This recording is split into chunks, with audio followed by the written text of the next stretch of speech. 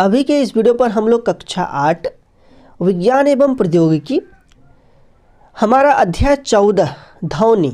तो अभी के इस वीडियो पर हम लोग ध्वनि के यहाँ पर जितने भी प्रकार के बहुविकल्पी प्रश्न बनेंगे आपको मैं तैयारी करवाऊंगा ताकि आप लोग जो परीक्षा की तैयारी अच्छी तरीक़ा से कर सकें। कुछ भी डाउट होगा तो आप हमें कमेंट के माध्यम से पूछ सकते हैं। यदि आप इसके पहले वाले वीडियो सब नहीं देखें तो एक बार ज़रूर देख लीजिए ताकि आपका तैयारी बहुत ही अच्छी तरीक़ा से हो जाएगा। यदि आप इस चैनल पर नए हैं, चैनल को सब्सक्राइब कर लीजिए, इस वीडियो को लाइक कर दीजिए। जैसे तो यहाँ पर हमारा क्लास 8 का बहुविकल्पी प्रश्नोत्तर वर्मास गैस पेपर है, देख सकते हैं बहुत ही अच्छा है। और यहाँ पर इसके हम लोग प्रश्नों को अभी तैयारी करवा रहे हैं। अभी का हमारा साइंस का अध्याय 14 ध्वनि को देखने वाले हैं। इस वीडियो को आप अपने दोस्तों के साथ शेयर करेंगे ज़्यादा से ज़्यादा ताकि वे भी चैनल के साथ जुड़ सकें और अच्छी तरीके से फ़ायदा उठा सकें। ठीक है, ज्ञान बांटने से क्या होता है, बढ़ता है ना। तो ये तो काम आप लोग कर सकते हैं ताकि सभी विद्यार्थी जो है एग्ज़ाम में अच्छा स्कोर करके आए। और अच्छा स्कोर आप लोग कीजिएगा तो हमें खुशी होगा, है ना। तो आप लोग एग्ज़ाम दे करके आइएगा और उसके बाद ज़रूर आप लोग जो है कमेंट किसी भी वीडियो में कमेंट के माध्यम से आप हमें अपना स्कोर जरूर बताइएगा। ठीक है, चलिए देना करते हैं, हम लोग शुरू करते हैं। यहाँ पर देखिए हमारा अध्याय 14 में हमारे क्या ध्वनि। चलिए देखिए ध्वनि यहाँ पर देखिए। तो ध्वनि के यहाँ पर जो है वे हमारा पहला प्रश्न जो है वे हमारा क्या है, आवृत्ति का मात्रक। देखिए आवृत्ति का मात्रक होता है हर्ट्ज, जिसको हम लोग HZ से डिनोट करते हैं। किससे? H और Z से हम लोग क्या करते हैं, ध्वनि को डिनोट करते हैं, ध्वनि का आवृत्ति को। ठीक है, तो यहाँ पे आवृत्ति को हम लोग क्या कहते हैं, हर्ज। इसका मात्रक क्या होता है, हर्ज होता है। और हर्ज का क्या होता है, HZ। तो कौन सा विकल्प में ये है हमारा, विकल्प संख्या 3 में है ना। तो विकल्प संख्या 3 यहाँ पर से होगा, हर्ज मतलब HZ आवृत्ति का मात्रक। अगला प्रश्न देखिए, अगला प्रश्न देखिए, ध्वनि संचरित हो सकती है। देखिए आखिर ध्वनि जो है किस माध्यम में संचरित होती है। देखिए ध्वनि जो है ठोस में भी होती है, द्रव में भी होती है, गैस में भी होती है, याद रखिएगा। ठीक है, तो ध्वनि संचरित हो सकती है तो वे हमारी क्या होगी, ठोस, द्रव, गैस तीनों होगा। विकल्प संख्या हमारा 4 में लिखा है, ठोसों, द्रवों तथा गैसों में, यानी कि विकल्प संख्या 4 यहाँ पर सही है। अगला प्रश्न देखिए 3 नंबर। और 3 नंबर प्रश्न हमारा है, इनमें किसके आवाज़ की आवृत्ति सबसे अधिक। देखिए सबसे अधिक जो है ना आवाज़ की आवृत्ति किसकी होगी, है ना, जिसका जो है कंठ से आवाज़ जो है, जैसे कि छोटा बच्ची देखेंगे, छोटा बच्ची या फिर बच्चा, छोटा बच्चा जो है यदि चिल्लाएंगे तो उसका आवृत्ति क्या होगा, ज़्यादा होगा। आवृत्ति क्या होगा, ज़्यादा, सुरीला आवाज़ निकलेगा, बहुत दूर तक जाएगा। तो इस प्रकार से उसकी आवाज़ हमारी क्या होती है, उसकी आवृत्ति ज़्यादा होती है, फ्रीक्वेंसी क्या होता है, ज़्यादा होता है।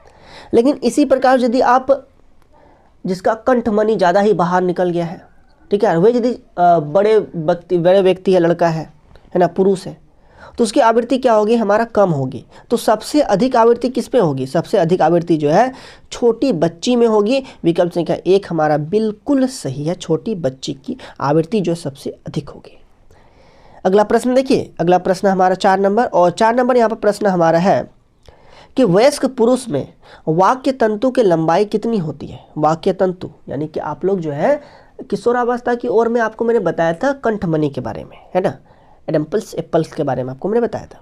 तो वयस्क पुरुष में वाक्य तंतु की लंबाई कितनी होती है, तो 20 मिलीमीटर होती है, यानी कि विकल्प संख्या 2 यहाँ पर सही है, 20 मिलीमीटर की होती है।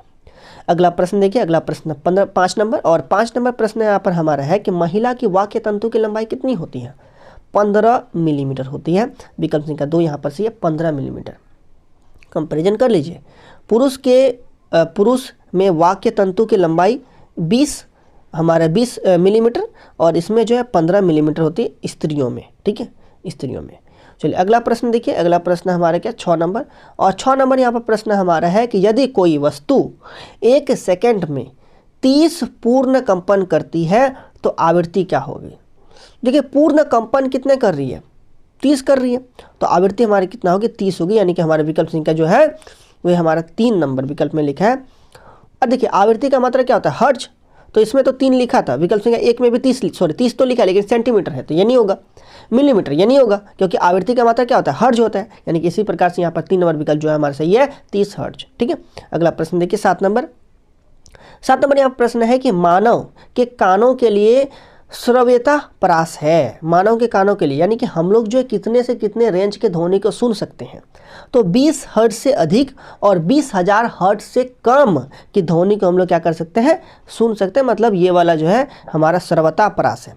इसके यदि हम लोग अधिक ध्वनि को सुने, 20,000 से अधिक ध्वनि को, तो सुन तो सकेंगे लेकिन हमारा कान के पर्दा फट जाएगा, है ना। तो मानव के कानों के लिए श्रव्यता परास जो है वे हमारे कितना है, 20 हर्ट्ज से लेकर के 20,000 हर्ट्ज तक है। और कुत्ता जो होती है ना, कुत्ता जो होते हैं वे हमारा 20 हर्ट्ज से भी अधिक मतलब कम के ध्वनि को सुन लेते हैं, है ना। तो इसीलिए कुत्ता जो है उसके ध्वनि को सुनने का पावर जो है ना बहुत ज़्यादा होता है। तो यहाँ पर देखिए मानव के कानों के लिए श्रव्यता परास कितना है, तो 20 हर्ट्ज से लेकर के 20,000 हर्ट्ज तक होती है। विकल्प संख्या 1 यहाँ पर सही है। अगला प्रश्न देखिए 8 नंबर यहाँ पर प्रश्न है कि अप्रिय ध्वनि को कहते हैं। देखिए जो ध्वनि आपको पसंद नहीं आ रही है उसे आप क्या कहेंगे, संगीत कहेंगे, बल कहेंगे, शोर कहेंगे, इनमें कोई नहीं। उसे आप क्या कहेंगे, शोर कहेंगे, यानी कि विकल्प संख्या 2 यहाँ पर सही है। अप्रिय ध्वनि को कहते हैं तो शोर कहते हैं, अप्रिय ध्वनि को शोर कहते हैं। यदि आप लोग अपना जो है होम थिएटर चला रहे हैं, ठीक है, और थोड़ा सा उसे स्लो आवाज़ में, मतलब उतना भी जोर से नहीं, आप सुन रहे हैं तो आपको मज़ा आएगा, सुरीला लगेगा, सुनने में भी मज़ा आएगा। और उसी का वॉल्यूम को इतना एड दिए एकदम पूरा, बेस भी पूरा एकदम दे दीजिए, तो वे हमारे क्या बन जाएगा, शोर बन जाएगा, है ना। तो अप्रिय ध्वनि क्या कहते हैं हम लोग, शोर कहते हैं। विकल्प संख्या 2 यहाँ पर सही होगा। अगला प्रश्न देखिए, अगला प्रश्न हमारे क्या 9 नंबर हमारा है आवर्तकाल का मात्रक कौन है। देखिए आवर्तकाल का मात्रक जो है ना सेकंड होता है। क्या होता है, सेकंड। याद रखिएगा, बहुत इंपॉर्टेंट बात मैं आपको कह रहा हूँ, बहुत इंपॉर्टेंट है। यानी कि हमारे विकल्प संख्या 2 में लिखा है सेकंड। सेकंड का मात्रा क्या होती है, एस होती है, इसीलिए यहाँ पर एस लिखा है, स्मॉल एस, ठीक है, याद रखिएगा।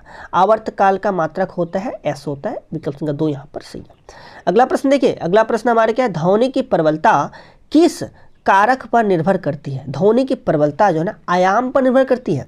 ध्वनि की प्रबलता किस पर, बहुत इंपॉर्टेंट बात, बहुत इंपॉर्टेंट क्वेश्चन। तो यहाँ पर जो है ध्वनि की प्रबलता किस कारक पर निर्भर करती है, तो वही हमारे क्या होगी, आयाम, यानी कि विकल्प संख्या 1 जो है यहाँ पर हमारा सही होगी, आयाम होगा। विकल्प संख्या 1 यहाँ पर सही है। अगला प्रश्न देखिए 11 नंबर लिखा है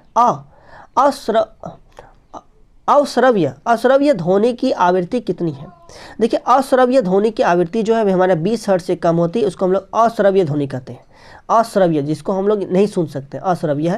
यानी कि हमारे विकल्प संख्या 1 जो यहाँ पर सही है, 20 हर्ट्ज से कम की ध्वनि को हम लोग क्या कहते हैं, कम आवृत्ति की ध्वनि को हम लोग कहते हैं अश्रव्य ध्वनि कहते हैं, ठीक है। अब आप लोग यहाँ पर 12 नंबर प्रश्न को देख लीजिए। देखिए 12 नंबर यहाँ पर प्रश्न हमारा है कि पराश्रव्य ध्वनि की आवृत्ति कितनी है। देखिए अभी अभी आपने जाना अश्रव्य ध्वनि के बारे में, जो कि हमारा 20 हर्ट्ज से कम था। और पराश्रव्य ध्वनि जो होती है वे हमारी क्या होती है, 20 मतलब कि हमारे जो होते हैं यहाँ पर हमारे क्या होता है कि 20,000 हर्ट्ज से अधिक होगा यहाँ पर, ठीक है।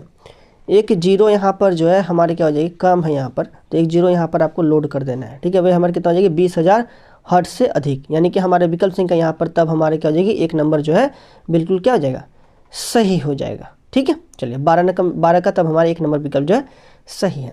अगला प्रश्न देखिएगा, अगला प्रश्न हमारे क्या है 13 नंबर। और 13 नंबर यहाँ प्रश्न हमारा है कि प्रति सेकंड होने वाले कंपनों की संख्या को क्या कहते हैं। देखिए प्रति सेकंड होने वाले कंपनों की संख्या को आवृत्ति कहते हैं। क्या कहते हैं, आवृत्ति। अरे आवृत्ति का ये डिफिनेशन भी है, प्रति सेकंड होने वाले कंपनों की संख्या को आवृत्ति कहते हैं। विकल्प संख्या 1 यहाँ पर सही है। अगला प्रश्न देखिए 14 नंबर यहाँ प्रश्न है कि कंपन का आयाम का एसआई मात्रक क्या है। देखिए कंपन का आयाम को आप लोग मीटर में मापेंगे यहाँ पर, तो इसलिए हमारे विकल्प संख्या 1 यहाँ पर सही होगा, एम, स्मॉल एम, मतलब क्या, मीटर। तो कंपन का आयाम का एसआई मात्रक क्या हो जाएगी, मीटर हो जाएगा। अगला प्रश्न देखिए 15 नंबर। और 15 नंबर यहाँ प्रश्न है कि हमें कोई ध्वनि सुनाई देती है, इसका कारण है। देखिए हमें कोई भी ध्वनि सुनाई देती है, इसका कारण है कंपन। देखिए कंपन किसी वस्तु पर नहीं होगी तो ध्वनि उत्पन्न नहीं होगा। जैसे कि आप लोग देखते हैं जो हमारा घंटी जो होता है विद्यालय में, तांबा का जो होता है उसे पीटा जाता है, और उसे पीटने से क्या निकलती है, वो घंटी जो है कंपन करती है, वाइब्रेट टन करके, है ना, जिस कारण से हमारे क्या होती है वहाँ पर ध्वनि उत्पन्न होती है। तो हमें कोई ध्वनि सुनाई देती है, इसका कारण क्या है, कंपन होना। तो कंपन होने के कारण ध्वनि उत्पन्न होती है, यानी कि हमारे विकल्प संख्या 3 यहाँ पर सही है। इस प्रकार से आपको मैंने यहाँ पर 15 नंबर तक क्वेश्चंस बताए, ठीक है, जो कि बहुत इंपॉर्टेंट है। आप इन सभी प्रश्नों को अच्छी तरीके से आप तैयारी करें, ठीक है। इस वीडियो को यदि आप पुनः देखना चाहते हैं तो फिर से देख सकते हैं। बस तब अभी इस वीडियो में इतना ही रहने देते हैं, मिलते हैं अगले वीडियो में। चलिए बहुत बहुत धन्यवाद।